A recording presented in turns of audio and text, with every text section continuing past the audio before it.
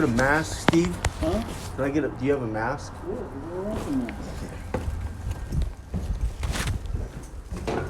Because I know. Yeah, someday we will actually see each other on time. Yeah, I know, man. And then I caught myself. I was like, oh, I thought I said last week. Like, wait a minute. No, that was bullshit.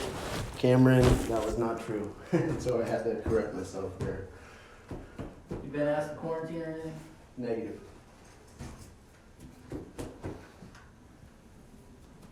Alright, you ready? No. Okay. I can set it up. Ooh.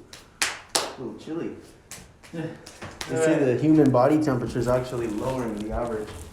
Yes, you're right. They did it on a different scale. They said that 98 is incorrect.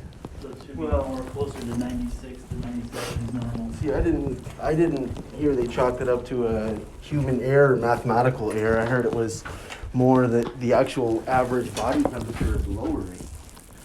Well, that might be too. Supposedly. Oh, it's both, huh? So Well, I don't so have you- super amounts of time. Okay. Not that you're. What's up? Kleenex. You are hyper important to me. You really are. But I fucked am up. dealing with a family that's going through abuse. I'm trying to no. figure a way out. I wonder if they're the upstairs neighbors in my fucking hotel. No, they're not. So it's not that. Nah. Yeah, that was bad. That was noise. So what do we got? You got something that could happen at 4, but maybe 4:30. 4. What do we got? Well, I told her I'd call her back sometime around 4-ish. 4. So Yeah. I had seen her for an hour. So You had or hadn't? I always say I have. Is she gonna come in again? No. It's a phone call, so we can wait a little bit. So we got a little bit of time, a little bit of grace. If you want to, maybe it'd be better to call her now and see if she was okay with 4:30. No? I mean, however you do your business. I don't know. She'll be stuck on. I mean, I would Oh. literally probably be talking to her until 6 or 7. Okay, yeah, I see. Well, you said around 4, so I mean, hell, you're an office guy, you know, I get it. 4:20 is about when I'd probably call. Issues. Yeah, issues. Yeah, I'd probably be like, well, he hasn't called yet. If he hasn't called by 4:30, I'll call him. That's But probably what I'd honestly, say. I've been doing a lot of the work for it since you were like late. I Oh, was good. I was Yeah, that's good. dealing with Kata and talking to on options and legal options and shit like that too. So Okay. I got a lot of work done on it. So there's That's good. I do want to not just the little, you know, human camera's nature firing off a mistruth there, but also I really thought I was going to be on time. I've been running around today. It was a big day for me, and I was moving all sorts of stuff from my truck to my hotel room. I went over to Mandy's apartment and picked up a bunch of my stuff, and so that was, you know, it was a big day, man. And I don't know why the hell I thought it was at 3:30. And so I remember texting you like, hey, I'm going to be on time for once. And even then I ended up leaving my hotel room late. And I was like, and I was pretty much ready. I was like, damn. So I do owe you an apology that because I set you up for thinking I'd be on time. But I mean, I'm glad to hear you were able to utilize your time anyway. You know me, I don't judge. I don't Yeah, judge you for being late. You're okay. Yeah. Thanks, Because man. and one thing, here's a secret about my schedule. If you'll ever notice about my schedule, I am very OCD when it comes to schedule. I don't think I've almost with very little deviance, I almost never ever schedule somebody on a half hour. Oh, really? That's smart. It's almost methodical. always on the hour. Yeah. So, just so you know, the view if it's scheduled a half hour, it's because there was a half hour appointment somewhere. Okay, and whether it's there or not anymore, I mean, you kind of adjust to, hey, if I have a half-hour block, I can get this I done. try to throw because I've got some people I just do UAs for, Yeah. so I throw them into that. Well, anyway, so good. We have a little time. What else can I distract from the meaningful topics over? Is that a Sensi gnome? No, this Just is a gnome? this is Gary the Love Gnome. Oh, okay. Okay. It was at the dollar store, and I was like, "Hey, I see Gary the Love Gnome." He's screaming out, "Hey!" Yeah, it's not made by Sensi though. I have a little gnome that kind of looks like it, and they smell made by good. Dollar store. Oh, there you go. Well, so it's probably made by China. Yeah. Most likely. Yeah. Hopefully, it doesn't have COVID attached to it. No, man, it's like the popping the bubble wrap, right? So we digress. I know. So What's been going on? Today's a sunny day, and I knew it would be. So I've been slacking, man. I have been missing the mark, Steve. Well, what do I mean? I don't know. I've just kind of been stuck in this rut, like a cyclical depression, anxiety, also. So you've been stuck in your hotel room No. in your own head. No. I've been going to work, and so this. No. So this Okay. it's been. I think it's like it ebbs and flows, man. I mean, I just saw you last week, and so since then, I mean, even before then, it's ebbed and flowed. But ever since, really, I can isolate the majority of the chaos and uncomfortableness to my relationship with Mandy, which is no more, but there's still a relationship there because of my son, Yeah. you know. Yeah. And for instance, this morning, I had told her on Monday, hey, I would love to, okay, let me back up even more. Friday, this is when it snowed, right? I went to work and I texted Mandy, hey, looking forward to taking music this weekend. She says, I saw you were, no, what did she didn't say anything. Or she was in agreement at that because I've been taking him every weekend. And then Friday night, about 12:30, maybe 1 o'clock in the morning, she texts me and says, what the fuck, Cameron, posting your dick on social media? And so I got pissed off initially because I knew what she was talking about, and I did not post my dick on social media. I would not do that. Yeah, I would not do that. Wouldn't do it. Okay. And so I just wouldn't, right? But I knew what she was talking about. So I kind of glanced through, but then once I saw, I don't feel comfortable leaving my son with you, I got really fucking angry, man. And I remember just sitting there for a minute like, oh, you know, okay. It's going to snow like shit this weekend. I'll probably be stuck in. I'm going to get some stuff done. And that was okay, you know. But then Sunday night, like 9 o'clock maybe, she texts me and says, you could have had your son all weekend. You chose not to. And I text her back and said, Mandy, it's do no harm, take no shit, and that is some shit I'm not taking. I said something like that, you know, like, it's not true, and I don't know, it was real simple. That was it. And it fucking sucked because it was one of those sucker punches, man, like, but it wasn't really that bad because I ended up getting quite a bit done over the weekend, on various other little projects I've been doing, you know, not work stuff, but and then I tell her, okay, I still am planning to come Wednesday to pick some stuff up, and usually I take my son Wednesday nights too, or at least that's been a theme for the past 2 weeks. I said, is that gonna happen? Oh yeah, sure, okay, what are you gonna take? And so it was this thing where I probably did two truckloads out of there, and I'm supposed to have my son this evening, but she didn't tell me he had a doctor's appointment this morning and got 4 shots. And first of all, I've been telling her for 3 months now that I've wanted to go to the doctor's appointment with him because I've only been to 2, and they were like the first 2 months. And so I haven't been to the doctor with him, and it's not just hey, I can pick this thread and maybe pull this string. That's not what it is. It really is. I've been concerned about his cough. Fortunately, his cough is pretty much gone, at least severely subsided, right? Mm-hmm. But you can hear wheezing when he breathes, like a whining, man, and you know, like something that you would hear when I was smoking half a pack a day, or maybe on a day when I vape a hell of a lot of weed and a hell of a lot of THC, a hell of a lot of nicotine, and anyway, vapor smoke. I mean, so I'm worried about that, right? Right. But she sees that as this is speculation, but it's also not just speculation. It's more findings from experience, right? She takes criticism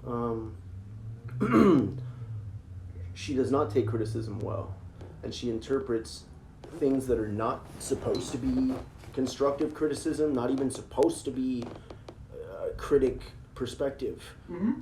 She takes them personally against her nature as a mother. So the discussion basically gets shut down before it even happens. And those were some eggshells that I had to walk on while I was there, and still kind of do, because ultimately she is his mother, and if she wanted to, she could be even more vindictive and spiteful than she already is. And so on one hand, I am very grateful, and I've told her this. I mean, it's bizarre because I feel like, yes, I also have the potential to be vindictive and spiteful and to really just be an asshole, and sometimes I slip up. But then I also have the potential to not do those things, which not only, as a byproduct, one gets the ability to critique those who aren't doing those things, but that's a byproduct, because if you're doing it I'm not doing it for that reason. I'm not doing it so I can say, hey, you should be doing this, or hey, I want you to do this. It's like, it's not like that. All I want to do is be music's father, and for some reason she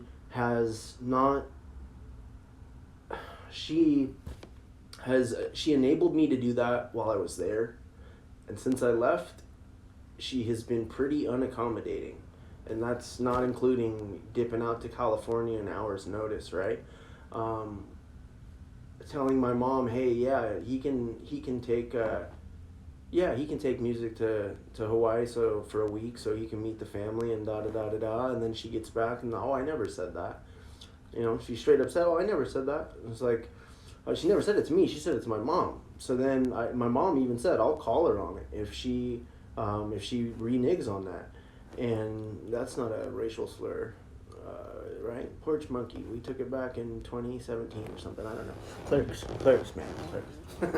Anyway, but my mom also, she just gets snapshots, and that's what everyone gets over there. Snapshots of Cameron, snapshots of Mandy, and unfortunately the narrative between my mother and Mandy is way more frequent than the narrative between Mandy and I, but also in some ways it's been more frequent than the dialogue between my own mother and me. Like, she talks to Mandy, like my mother talks to Mandy more than me in some ways over the past year or more. Since I went to treatment with due reason, right? And so they kind of stayed in touch throughout then. And that's when they met in person here. And obviously Mandy came with me to Hawaii once already. And so they all do have a relationship, and music is their only grandbaby. And to top it all off, they're living in one house together over there. And my grandfather, who's 92, I've been telling him, hey, we were supposed to move there. And he's excited to meet his freaking great grandson. And so I finally told him the other day, because my dad said he's going downhill again, man. And they've been really thinking about putting him into another rehab, but and I asked him, is this one where people go and then to be taken care of, or is this one where people go up to actually nurse back to being better and then discharge? And right. And they said, well, it is the discharge kind. And it's like, well, that's good, but and it's covered by their insurance, so that's really going to be a huge help if that happens. I thought it was going to happen. I told my dad, I really want to talk to Papa. I have this weird thing with my grandfather. It's very difficult for me to pick up the phone and talk to him for a whole multitude of different levels of reasons, from he's deaf, he's hard to understand sometimes. He's also a man of very few words. He's also he doesn't wear his emotions anywhere on his body, not just his sleeve, it's like, and so, but he's got a sense of humor, and he's really wise, and he also loves his family, including me. And so there's just a strange dynamic there. But anyway, I told my father, I said, okay, well, if he's lucid and this is really happening, text me, I'll call. Boom, get the text, pull off work, call. Hey, Papa. Oh, hey, Cam. I said, well, hey, so I hear some things are changing over there and all that. How are you doing? He says, well, so. I said, okay, well, obviously you heard the news about Mandy and I with the trouble in paradise, so to speak, and I said what I really wanted to tell you was I'm going to be planning a trip within the next month for sure, and I'm doing everything I can to make sure I bring music with me. And he says, but and so I said, and so I just wanted to tell you that, Papa, and and that was it, and then I told him I loved him, which I normally don't do because I think he said it to me once, and this was 10 years ago maybe, when I was 11 or 12, and I think he thought he was dying at the time. My mother was 50 years old before she ever heard it, but he always supported all of them, all 3 girls and 1 boy that was not even his kid. Anyway, that's another offshoot. But so the family dynamic, I just want my dad to meet my son, man. It's like I see it's so trippy because I see obviously I see myself. No, it's weird. It's funny too. I see more of my dad in music than myself. And obviously the joke is like, well, maybe she's into older guys. No, but I think that's, I don't know. There's something to dissect there, being around somebody who can either remind you of yourself, which is absolute because that is, life stemming from said life. But then there's another life that I grew up with that, for some reason, I don't think it's it's not like a value more than this life, but for some reason, it reminds me more of my father than me, and which is really cool because my father was always a really present figure, and I think we might have touched on that briefly back a few weeks ago about how he didn't really know who his dad was. I mean, he did, and he loved him, but there was some strange things. He went to go live with his grandparents for a while, and then my aunt told me that she wasn't really convinced. And then I find this old picture. My dad runs his genealogy or whatever, and there's this guy with this gal, and it's like, wow, man, I'm looking at this picture, and I definitely see myself, and it's so trippy because he would have been my dad's. Wait a minute, he would have been my dad's dad. Because we knew who my dad's grandpa was, but that would have been on one of his different sides. Because you know what I'm saying? Yeah. Anyway, it's confusing to me, even me, Steve. And the reason why it's important right now is because I am planning on going over there.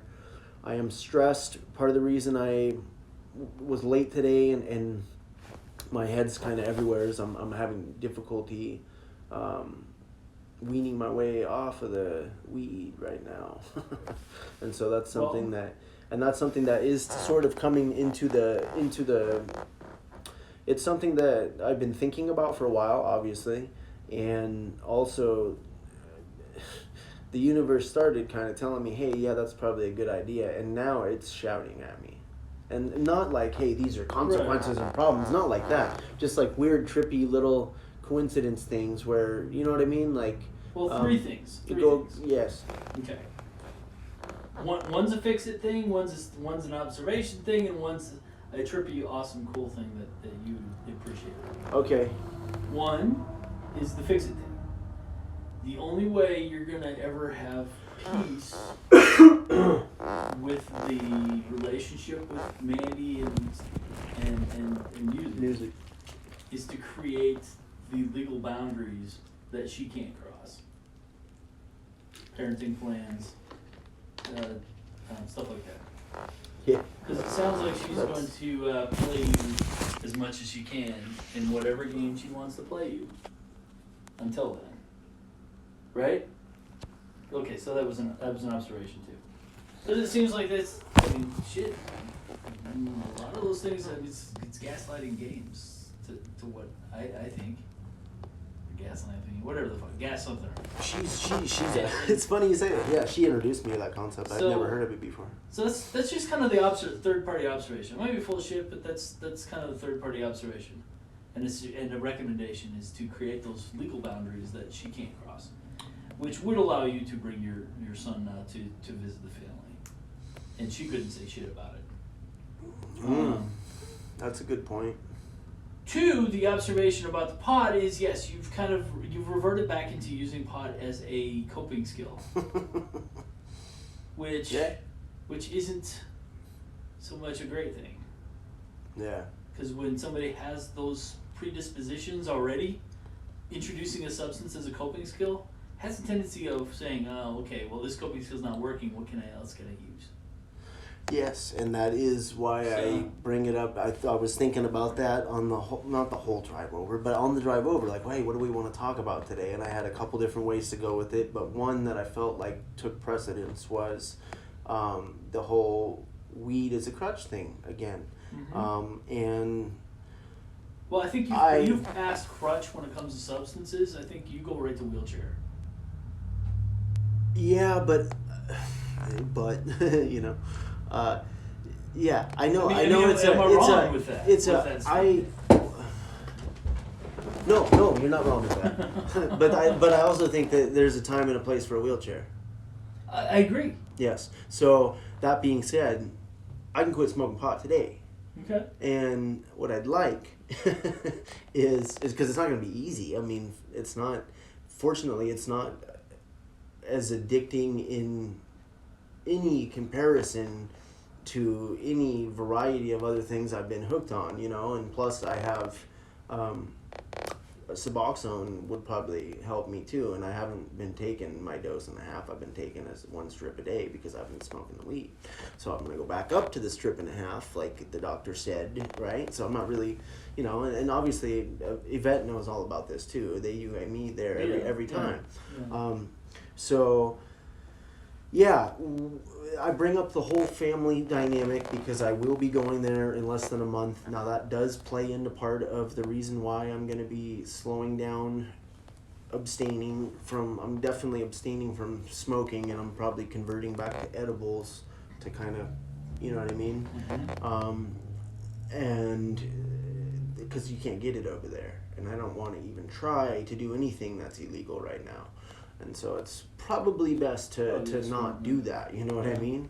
And yeah, it was a thought, you know what I mean? I'm an addict and an alcoholic, and so it is, I acknowledge that. And if I ever forget that, that's when it's even going to be more dangerous where, hey, not only can I not put this down, but now I'm thinking, this is the trap for me, real briefly. Not only can I not put this down now, but I'm thinking about putting it down so much, and I find myself not being able to, that it's going to drive me to using something else.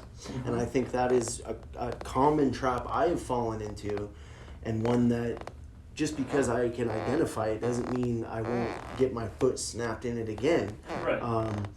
But it helps. You know what I mean? It definitely helps. So look at the power of it. Oh, it's very powerful. No, I mean, what? When you go to smoke pot, ask yourself, what is this for? Is it to make myself feel normal? Am I trying to numb something? Am I trying to take the edge off my emotions? What is the power of this hit, of this bowl? You know, what is it gonna do for me? See, and I haven't really thought about it like that. I've critically thought about all the it. time. I tell people a whole thing. I go, "What is this for? What is the use for that?" Because you're right. The substance is not as addictive as the behavioral side. And that's the thing. That's why, like, I've done that. I've done that with a lot of stuff. Even kratom, I did that with, man. You know, like, why am I still taking this when really there wasn't much of an effect because I was on the Suboxone. Now there was a negative consequence because they told me, hey, technically that's an opiate and we can't legally give you Suboxone if you keep popping for kratom. And I popped for kratom like 4, 5, 6 months in a row, and it kept working with me. And so kratom was a fucking you know, a bitch, man. Yeah, But kratom detoxes actually can be just as bad as heroin. yeah, well, I don't know about that, Steve. I've sent 3 people to detox for kratom that were. I mean, now, it depends on the maybe, amounts I don't know. and Yeah, stuff like that. yeah, maybe. I was taking copious amounts for a while, man, and that's part of the problem. You know, the Suboxone probably blocked most of it, but it did kind of give me like an energy boost. And at the time I was working, so that helped, and you know, I found any reason. But then, you know, obviously negative things coming in, and so yeah, why am I still doing this? That sort of thing. Now the negative things aren't really. They're negative things, but they're kind of. I knew they were coming. And so I'd say over the past week or two, what I did back in the beginning of the month was I thought, I found this written down. I thought, well, definitely before my birthday, I'm gonna put this down for a while, you know? And it was amongst a whole bunch of other notes about, hey, what about your birthday type shit? I don't know. Anyway, it is a good plan. It's a good plan. So meetings would probably definitely help. And the excuse I've been using is the meeting that I like is all the way in Oak Harbor, but that's not a very good excuse.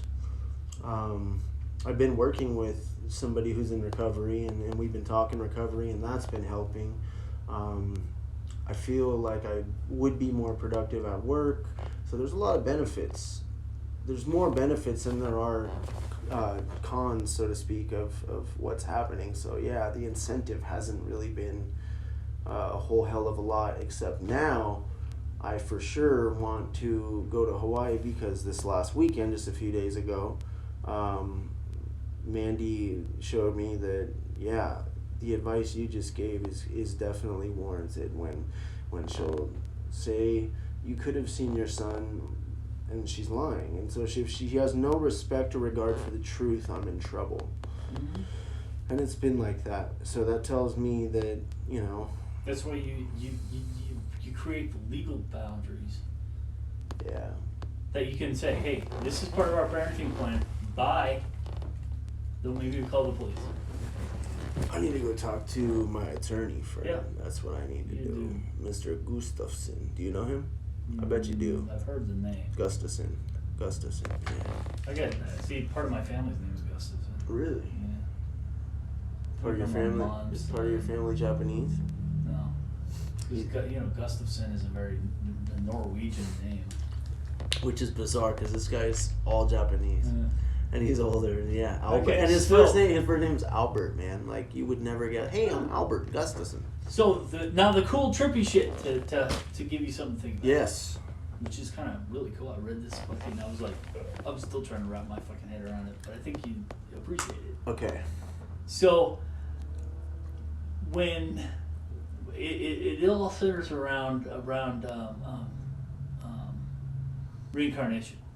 Okay, so when you die, you go to visit the one spirit, right?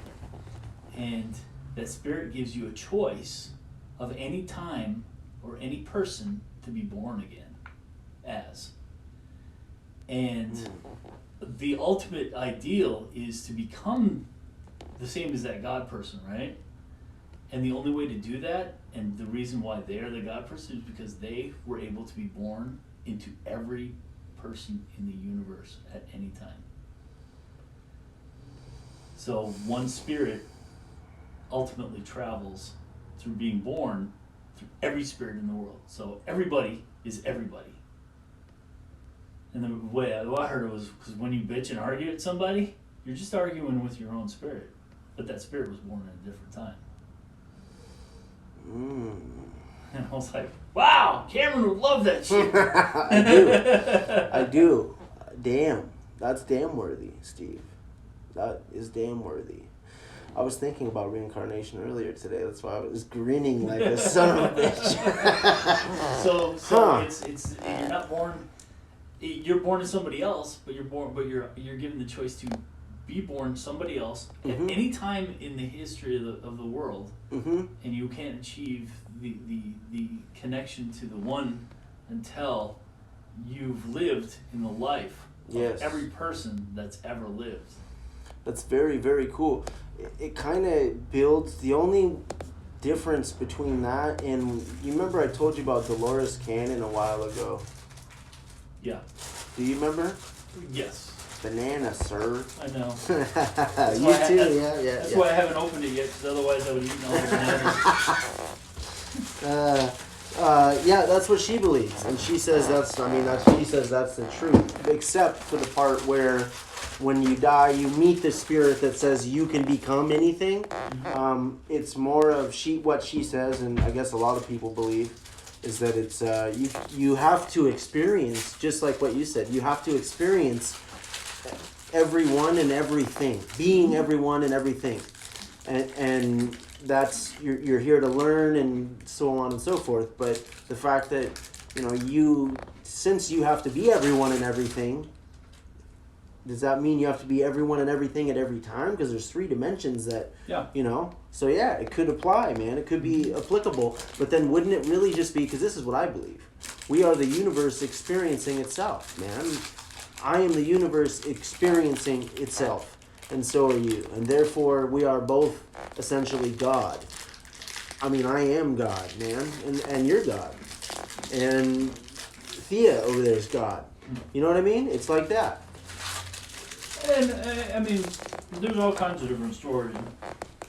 Because, my first degree, right? Your first degree. That I was working on? Your yellow belt? Jiu-jitsu? My first degree that I was working on before I got ejected from colleges was occultic archaeology. No, I didn't know that. So it was the study of religion before it became religion. Man, wow.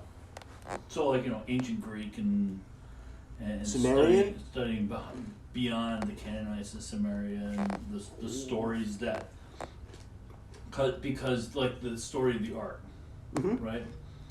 The story of the Ark was influenced by a story from Sumeria that had the exact same story, which was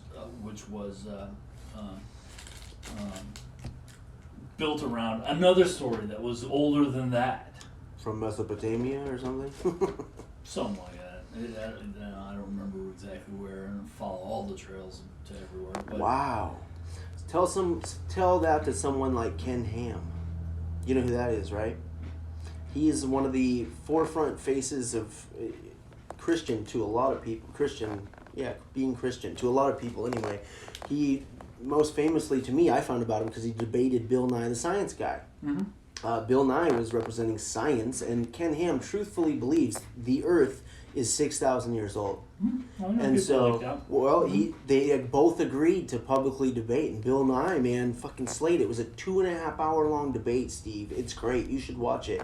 But all of the other scientists, because remember we talked about Bill, he's a gangster, dude. He's not really a scientist, and so they didn't tell him this until after. They're like, look, we would have done that too, but now you probably just did what he wanted, and that is true, because what Ken did, he built an amusement park that was a huge replica of the Ark.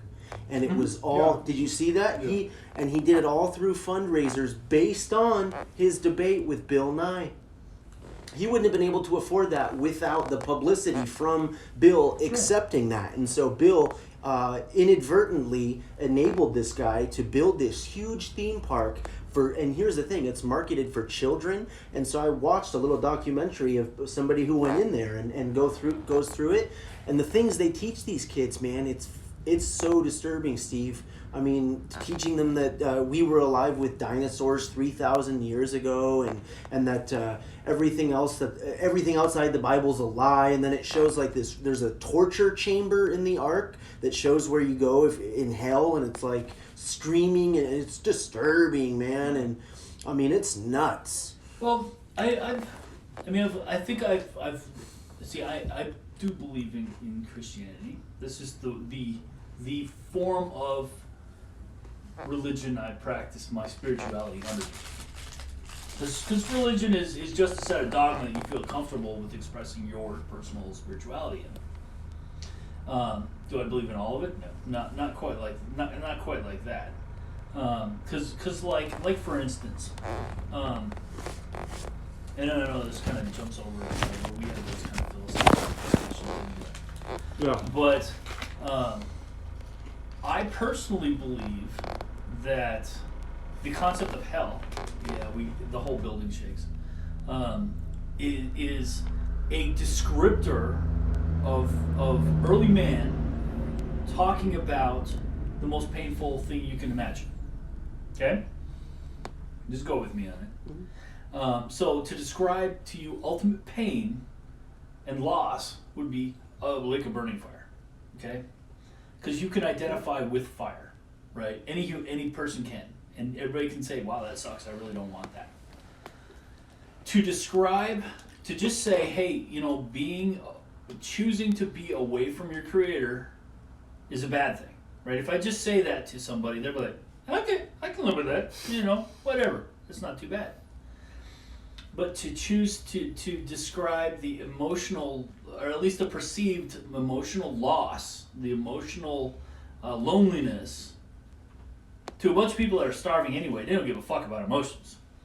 But to spiritual loss of spiritual emotions, to being outside or away from the presence of your creator, the best way to describe that would be in the physical pain. Because people can identify with this. So then they go, hey, you know what? I believe that, okay, I'm maybe not burning, but I'm experiencing that loss and that emotional torment, that feeling of being away from the person or the thing or the entity that created me.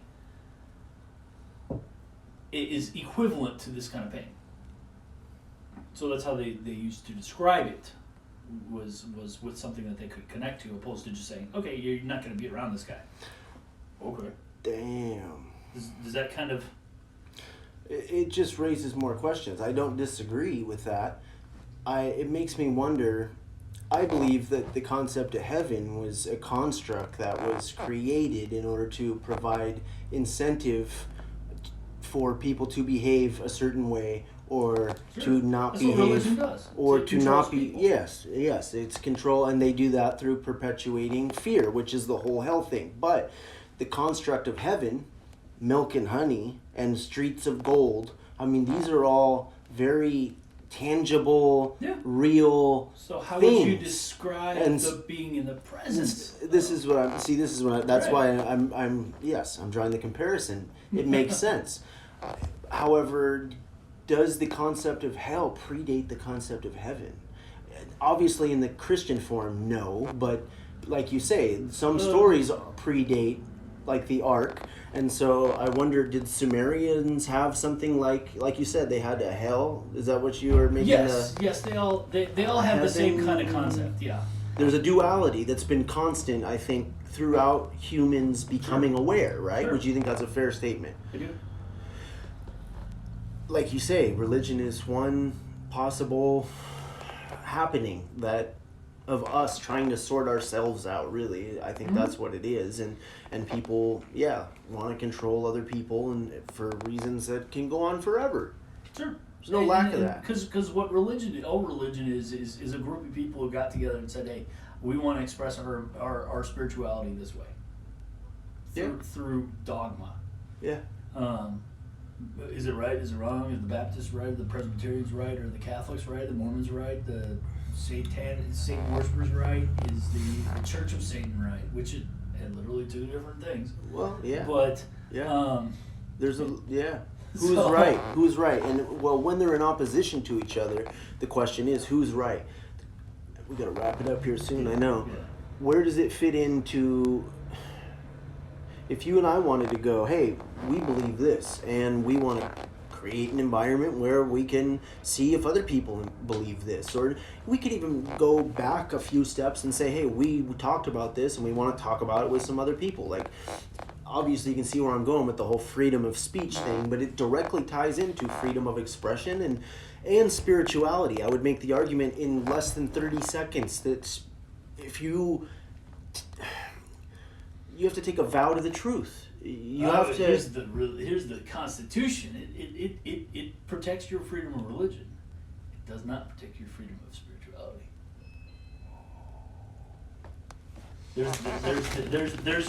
There's your tidbit to eat for the next week. Tasty tidbit, the daily dams. Well, yeah. So you see, I believe that my Creator is fully okay, acceptable, and willing to allow me to ask questions without him feeling bad about it. That's what I don't have any problems in not having to judge anybody, right? Yeah, no, that makes sense. I'm not going to judge somebody for sinning differently than I do. Yeah, no, it makes sense. But unfortunately, a lot of religions don't believe that. They just know, like, turn or burn. That's why I think the secret formula is in the history of Alcoholics Anonymous. I don't share that with many people, but I think that there is a secret formula somewhere in there that is very powerful. Well, It's think about it. It's an organization that's the most diverse, longest running with no president, officials. It's a miracle, bro. It's a miracle. It was started by somebody who wanted to quit alcohol, Absolutely. but continued to use drugs. You mean Bob? No. You're talking about Bill Wilson? Yeah. What drugs did he continue to use? Bill Wilson used to use LSD. You're talking It was about seen post. That's not Post in, AA. that's Yeah, that's not in the movie or the You're history right. that It's that never, I've and it's been never that I've going been to taught. be because it's something Well, that it should shakes be. the foundations. It shakes No, them. it Yes, wasn't- it it shakes wasn't- them. It doesn't break them It though. wasn't a drug at the time. It was considered a medication at the time. Okay. Yeah, that's a huge You're variable. right. You're right. That's- No, that's- he didn't continue to misuse a substance. How's that? Yeah, and even if we think that he did, who are we to say that he was misusing it? Because LSD has been proven to have massive benefits. If I was to die today, somebody could say, well, he was still smoking weed, so he wasn't, you know what I mean? I'm not knocking it at all. I love it. I think it's amazing. I think the 12 steps are something that every patient should go through. Well, 12 steps is, yeah. But 12 steps is seen through the eyes of life, not necessarily just any one substance. Because we're powerless. Yeah. Powerless, yes, we're powerless, man. But we do have some power, right? Where's that power at? Power's right here. Right here. That's the power. In the finger or in the head? No, my finger. In your finger? Yeah, my finger. Well, what the hell, man? How can that be fair? Because your power's in your finger. Huh. Watch Willow. Watch Willow.